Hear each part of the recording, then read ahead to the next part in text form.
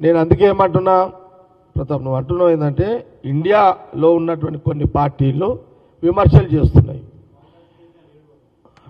సీరియస్గా రాహుల్ గాంధీ గారు సీరియస్ ఉండడానికి నిదర్శనం ఏంటిది?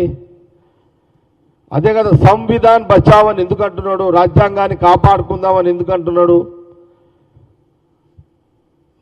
సీరియస్నెస్ ఉంది కాబట్టే కదా ఆయన ఈ పోరాటం చేస్తుంది. అందుకే నేనేమంటున్నా అంటే, నేను ఇండియా కూటమి అంటలేను ఇప్పుడు. ఇక అది ఇండియా కూటమి అనేది అది రాహుల్ గాంధీ గారి లెవెల్లో చూసుకుంటారు. అసలు నేనేమడుగుతున్నా, అందుకే తెలంగాణ ఆంధ్రప్రదేశ్ ప్రజలతోటి అప్పీల్ ఏం చేస్తున్నా, ఇక్కడ కాంగ్రెస్ డైరెక్ట్గా కాంగ్రెస్లో గెలిపియండి. ఇక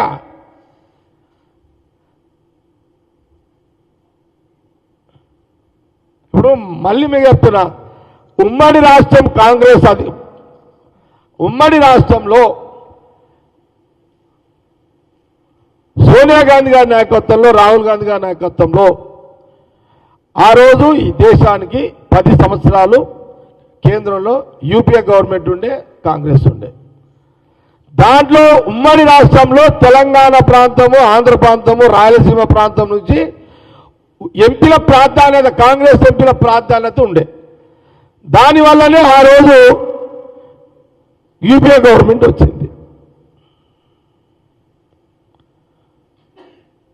ఆ 10 సంవత్సరాల కాలంలో ఉమ్మడి రాష్ట్ర ప్రజలు హ్యాపీగానే ఉన్నారు కదా. మీడియా వ్యవస్థ కూడా స్వేచ్ఛగా బతికింది కదా. మళ్ళీ ఇక్కడ ఏం చెప్తున్నా, ఇప్పుడు 2 రాష్ట్రాలు అయిపోయినాయి కాబట్టి ఉమ్మడి రాష్ట్రంలో కాంగ్రెస్ ఎంపీలను ఎట్టయితే గెలిపించి కేంద్రంలో అధికారం కోసం మీరు సపోర్ట్ ఇచ్చారో ఈ 2 రాష్ట్ర ప్రజలు ఆ రోజున మళ్ళీ వచ్చే ఎన్నికల్లో రాహుల్ గాంధీ ప్రధాని కావడానికి అలాంటి రిజల్ట్ ఇవ్వాలనేదే నేను ఈ మీడియా కాన్ఫరెన్స్ ద్వారా తెలియజేస్తున్నాను.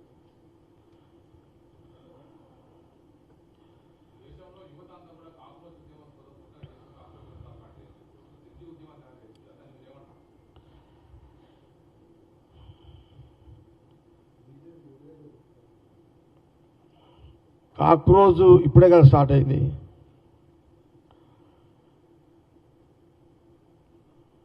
ఈ కాక్రోజు అనేది ఒక వాళ్ళ ఉద్దేశం ఇంకా పూర్తిగా రావాలి బయటికి, వాళ్ళ పూర్తిగా రావాలి. ఇంకా ఇప్పుడు వాళ్ళ కాన్సెప్ట్, వాళ్ళ ఆలోచన ఇంకా రావాలి బయటికి. వాళ్ళు మోడీ 11 ఏళ్ల పాలన చూసింది, ఏంటది, అది ఏమంటారు తెలుగు, కాక్రోజు ఉద్యమము, ఆ వ్యవస్థాపకులు ఎవరైతే ఉన్నారో కాక్రోచ్, వాళ్ళు 2 చూడాలి. ఈ దేశంలో 11 ఏళ్ల పాలన మోడీ బీజేపీ ప్రభుత్వం యొక్క పనితీరు చూడాలి, ఈ కాక్రోచ్ ఆ వ్యవస్థ నాయకత్వము. అట్లాగే జవహర్లాల్ నెహ్రూ నుంచి తీసుకుంటే ఈనాటి రాహుల్ గాంధీ వాళ్ళ ఫ్యామిలీ పరిపాలన మీద కూడా చూడాలి. ఈ కంపారిజన్ చేయాలి ఈ 2 పాలన మీద చేసి, వాళ్ళకు కూడా ఈ కాక్రోచ్ వ్యవస్థ లీడర్షిప్ కూడా తెలిసిపోతుంది. ఏం తెలుస్తుంది వాళ్ళకు కూడా, ఇది ఓట్లతో రాజకీయ ఈ బీజేపీ డూప్లికేట్ అనేది వాళ్ళకి తెలిసిపోతుంది. కాంగ్రెస్ బెస్ట్ అనేది ఒక అవగాహన వస్తుంది వాళ్ళకు. కాక్రోచ్ కూడా వాళ్ళు మేలు చేయాలి దేశ ప్రజలకు అని అనుకున్నప్పుడు, మేలు చేయాలని అనుకున్నప్పుడు బీజేపీ 11 ఏళ్ళ షార్ట్ చూసింది కాబట్టి వాళ్ళని మీద కంపేర్ చేసినప్పుడు వాళ్ళ గుణగణాలు ఏంది, వాళ్ళ రాహుల్ గాంధీ ఫ్యామిలీ యొక్క గుణగాలు ఏంది, వాళ్ళు ఎట్లా పరిపాలించారు, వాళ్ళు చేసింది ఏంది అని. ఈరోజు ఈ కాక్రోచ్ ఉద్యమము ఎక్కడి నుంచి మొదలైంది? టెక్నాలజీ నుంచే కదా, సోషల్ మీడియా. ఇది ఎవరు తయారు చేసింది? ఎవరు ఇది? ఈ కాక్రోచ్ ఉద్యమము ఖాళీ ఏది బటన్ నొత్తగానే ఇప్పుడు సోషల్ మీడియాలో వస్తుందంటే కారకులు ఎవరు? రాజీవ్ గాంధీ గారు. ఓకే, ఈ టెక్నాలజీ తీసుకొచ్చింది ఎవరు? కాక్రోచ్ లాంటి ఉద్యమ నాయకుల ఆలోచన కలిగించి ఇదొక వెలుగులో తెచ్చింది కారకులు ఎవరు? రాజీవ్ గాంధీ గారు. కాబట్టి కాక్రోచ్ కాన్సెప్ట్ ఇంకా చాలా బయటికి రావాలి. వచ్చిన తర్వాత దాని గురించి మనం మాట్లాడదాం. అదేమి వాళ్ళు ఒక మంచి ఉద్దేశంతో వచ్చిరని మనం అనుకుందాం. మంచి ఉద్దేశంతో వాళ్ళు వచ్చిర్రు, కానీ మంచోళ్ళని చూసుకోవాలనేది మనం కాక్రోచ్కి వాళ్ళకి మరి తెలుగు వస్తుంది వాళ్ళకు. నేను తెలుగులో చెప్పినా కదా,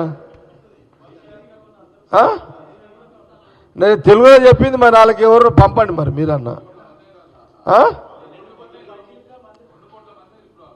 నేనేమంటున్నా స్వామి, నేను తెలుగులో చెప్పినా కదా వాళ్ళకి అర్థం. కాక్రోజు వాళ్ళు ఆ టీంకి నేను చెప్పింది అర్థమవుతుందా?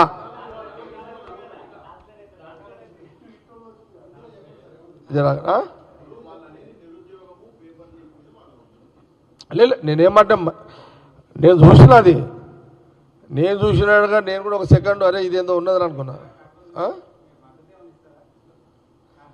కాంగ్రెస్ పార్టీ నయ్యా జాగిరా కథ.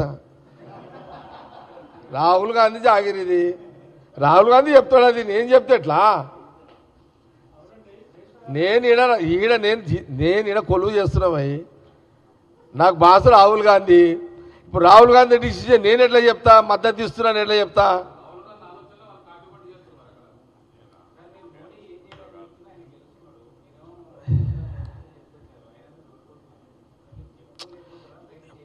ఏదన్నా రాకేష్, ఏది నిజం నిజమే, చరిత్ర చరిత్రనే.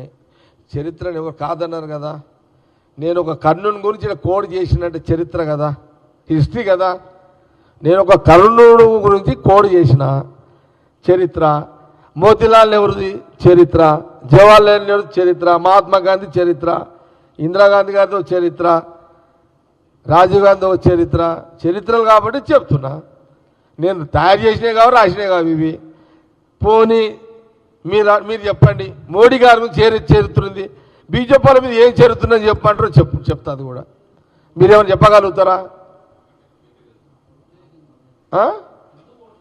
మరి హిందూ ఓటు చోరీ వాళ్ళది, రెండే కదా వాళ్ళు చేసేది.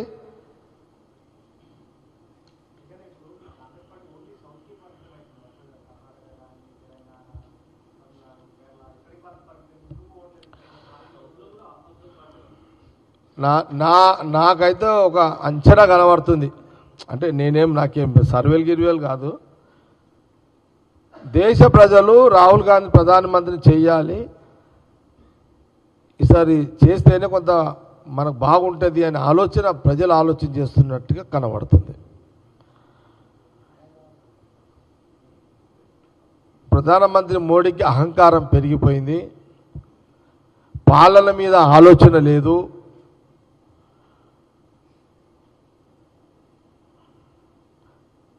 ప్రజలు ఏది చెప్తే అది గుడ్డిగా ఓట్లు వేస్తారు. వాళ్ళు ఓట్లు లేకపోయినా దొంగ ఓట్లు వేసుకోవచ్చు. దొంగ ఓట్లు కాకపోతే రాముడినో కృష్ణదేవుడినో దేవుళ్ళని వాళ్ళ ముందు పెట్టవచ్చు, ఒక ఎమోషన్ క్రియేట్ చేయవచ్చు అని ఒక ధైర్యముతో ఒక అహం పెరిగింది వాళ్ళకి, బీజేపీ వాళ్ళకు. ప్రతి అహంకారిని ఒక కాలము, ప్రతి అహంకారి నాయకుడిని ఒక సందర్భంలో ఈ కాలం ఎప్పుడు కూడా పడేస్తుంది. కాలం డిసిషన్ చేస్తుంది, టైం డిసిషన్ చేస్తుంది, కాలం నిర్ణయిస్తుంది. కాలం అంటే ప్రజలు డిసిషన్ తీసుకుంటారు, కాలం నిర్ణయిస్తుంది ఒకరోజు. కాబట్టి ఇంకేమైనా డౌట్లు ఉన్నాయా?